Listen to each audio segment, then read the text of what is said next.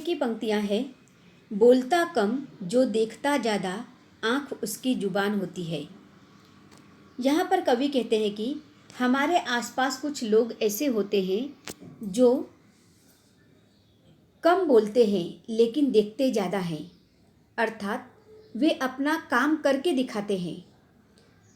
और ऐसे लोगों के आँखों में जब हम देखते हैं तो ऐसा प्रतीत होता है मानो इनकी आँखें बोलती हो, अर्थात इनकी आँखें जो है वह जुबान का काम करती है।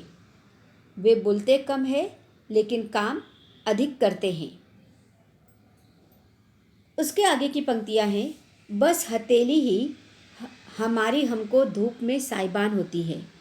कवि कहते हैं कि हमारे जीवन में ऐसे हालात पैदा हो जाते हैं कि किसी बात को लेकर हम मुश्किल में पड़ जाते हैं और उस मुश्किल से बाहर निकलने का रास्ता नज़र ही नहीं आता।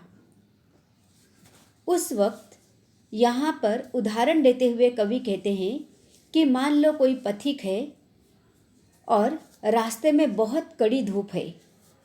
उस वक्त उसे बचाने के लिए वहाँ कोई नहीं आएगा छाँव से, धूप से, तो अपने आप को छाया प्राप्त करने के लिए वो अपने हथेली को ही साइबान बना लेता है, अर्थात वो अपने हथेली से ही अपने आप को छाँव देने का प्रयास करता है।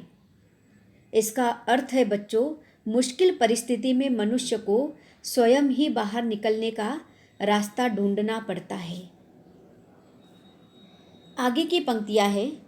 एक बहरे को एक गूंगा दे, जिंदगी वो बयान होती है। वैसे देखा जाए तो जो बहरा व्यक्ति है, अर्थात जो सुन नहीं सकता, वो भी जीवन में दुखी है, और जो गूंगा है वो अपने जीवन में बोल ही नहीं सकता, वह भी दुखी है। दोनों अपने अपने विपत्ति में फंसे हुए हैं। दोनों को किसी की सहारे की आवश्यकता होती है। लेकिन कवि यहाँ लिखते हैं कि एक बहरा व्यक्ति जब एक गूंगे व्यक्ति को संभालने की कोशिश करता है, उसे सहारा देने की कोशिश करता है, तो समझ लो कि यही जिंदगी है। जिंदगी वो बयान होती है, अर्थात इसी को जिंदगी कहा जाता है।